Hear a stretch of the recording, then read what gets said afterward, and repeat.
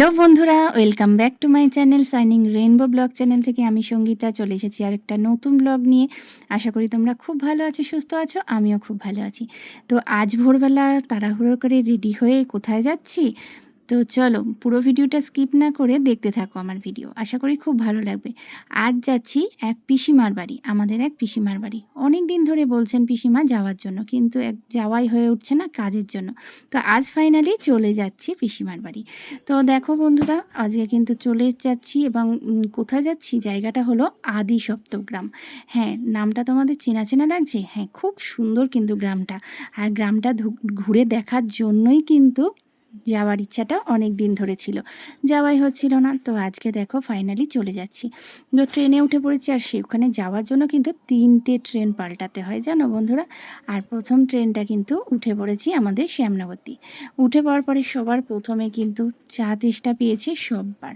তবে আমি তো চা খাই না বন্ধুরা, তোমরা জানোই। তো সবাই কিন্তু একটু চা নিয়ে নিল, আর ট্রেনটা ছাড়তে যতক্ষণ সময় লাগছিল তার মধ্যে কিন্তু সবাই চা খেয়ে রেডি হয়ে নিল। তো চলো, আর এই যে যা দেখো ছেলেও খাচ্ছে, আর ছেলের আজকে পড়ার ছিল না, আজকে রবিবার। তো সেই জন্য কিন্তু যাচ্ছিলাম একটু ঘুরে আসার জন্য। তো ভাবলাম যে সকালে যাব বিকেলে চলে আসবো। তো একটু মাঝে মাঝে এরকম ঘুরলেও তো একটু ভালো।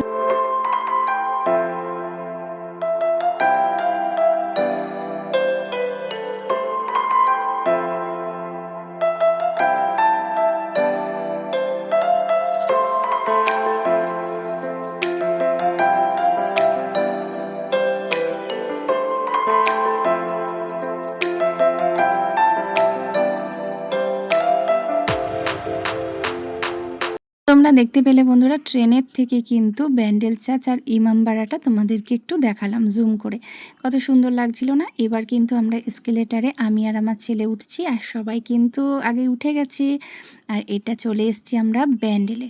তো ব্যান্ডেলে চলে আসার পর কিন্তু প্রচণ্ড প্রচণ্ড পরিমাণে মেঘ করেছে, আকাশে কালো অন্ধকার করে এসছে। মানে এটা যদি বাড়ির থেকে হতো তো সম্ভব ছিল না বাড়ির থেকে বেরোনো।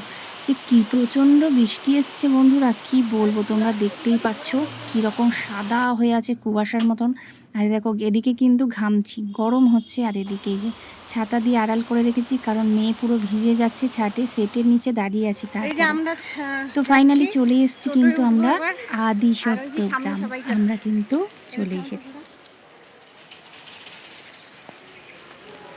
চলো, বৃষ্টি ঠিক আছে, তাও পড়ছে, টিপ টিপ টিপ টিপ করে পড়ছে। আর এই যে টোটো উঠবো, দেখো দেখো টোটো। আর না প্রচণ্ড গ্রাম ভালো লাগে, তবে শীতকালে গ্রাম ঘুরে বেড়াতে কিন্তু ভীষণ ভালো লাগে, তাই না বলো? কিন্তু কি আর করা যাবে, বর্ষাকালে চলে এসেছি। আর দেখছো কি প্রচণ্ড জল জমেছে চারিদিকে, আর ভিজে গেছি। টোটোয় উঠেছি আমরা, কিন্তু প্রচুর ভিজে গেছি সবাই।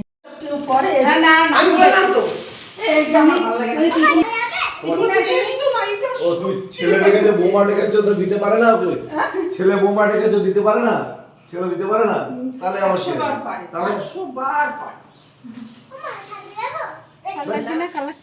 আগে গোলাপ গাছে ভরেছিল ছাদ, এখন ফাঁকা। হ্যাঁ এখন আর ওই ভাই আর ভাইয়ের বউ এখানে থাকে না। দেখো পিসিমার হাতের তৈরি খইয়ের মোয়া আর মুড়ির মোয়া, কি দারুণ না? এইটা কিন্তু একটা দারুণ আভিজাত্যপূর্ণ কিন্তু খাবার। তো সেটাই কিন্তু পিসিমা আমাদের দিয়ে দিয়েছেন, আর আমরা কিন্তু আনন্দ করে খাচ্ছি সবাই মিলে। তো চলো, আর এই যে এসে দেখি কি, মানে পিসিমারই বাড়ির গাছে, মানে বাড়িতে জমিতে হয়েছিল কলমি শাক, সেই কলমি শাক তুলে কিন্তু পিসিমা কাটছে। তো বললাম যে দাও কেটে দিই, কিন্তু না, এত কর্মদক্ষ মানুষ উনি যে নিজেই কিন্তু সব কাজটা করতে খুব ভালোবাসার, বিশেষ করে রান্না, উনি খুব ভালোবাসেন রান্না করতে। তো আমাদের এই দিদির সাথে একটু গল্প করছিলাম আমরা সবাই মিলে, হাতে হাতে কাজ ওদের করা। বলবে তুমি মাঝখানে জল চকির উপর বসে আমাদের খেতে দেবে, আমরা গোল করে মাটিতে বসবো। ওরা তাই করে না গো, কতটা কাটছো দেখো, একটু আরেকটু আছে।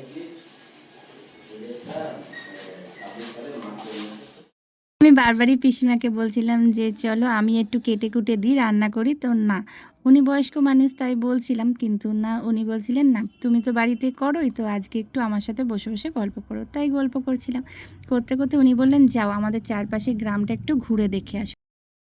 কি কার নুপুর পড়েছিল? হ্যাঁ, রাধার নুপুর পড়েছিল এই ঘাটে? বাও, চলো দেখি, দাঁড়াও একটুখানি দেখে। না না, এই পর্যন্ত দাঁড়াও, দাঁড়াও, চলে যাও না তোমরা, দাঁড়াও। এই দেখো, বলছে রাধারানীর নুপুর পড়েছিল এই ঘাটে।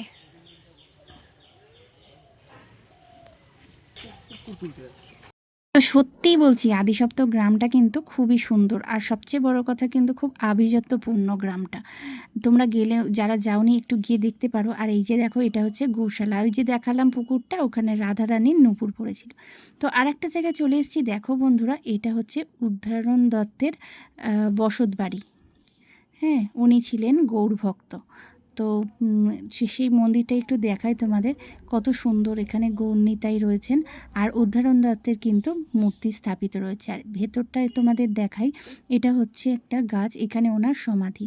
তো এই সমাধিস্থলটাও কিন্তু খুবই সুন্দর লাগলো। দেখো, গাছটা খুব বহু পুরনো, মানে কত বছরের পুরনো আমার ঠিক আমি জানি না, জানা হয়নি।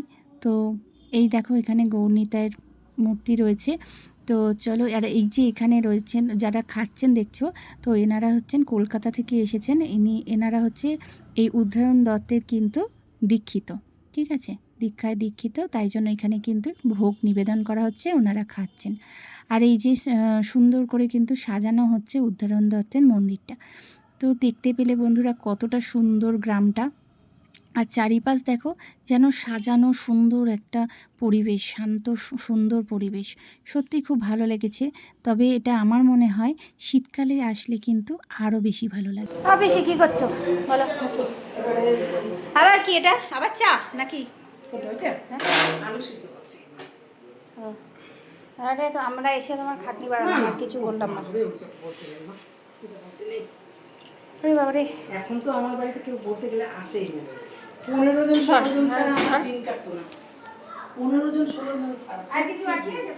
না, তারপর বিশ্বকর্মা পুজো হতো, এক কেজি ফলও আমাকে দিতে ওনার বাড়তো। দুপুরবেলা সব পুজো টুজো দিয়ে যে যার মতো গুছিয়ে গাছি নিয়ে আসতো। ভালো লাগে না? ওপরে দেখবে একটা কেমন কালো লেয়ার করে না, কাটা ফলে। রবিবার দিনটা বন্ধুরা এত বৃষ্টি হচ্ছিল না, কি বলবো।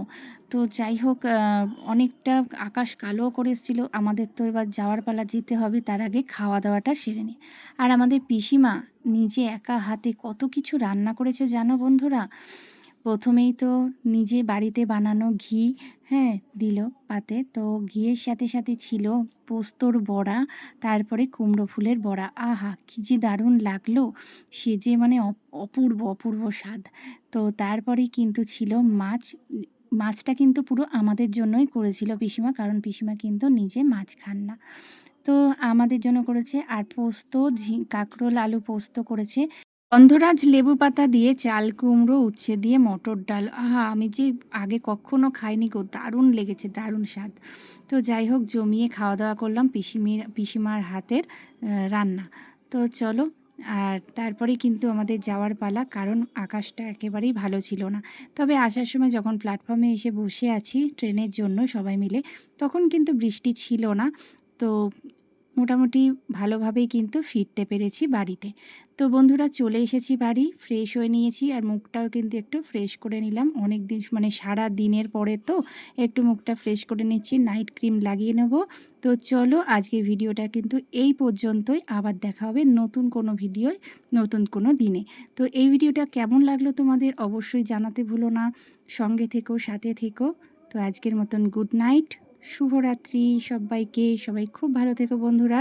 দেখা হবে পরের একটা ভিডিওয়। লাইক কমেন্ট শেয়ার করে দিও। টাটা।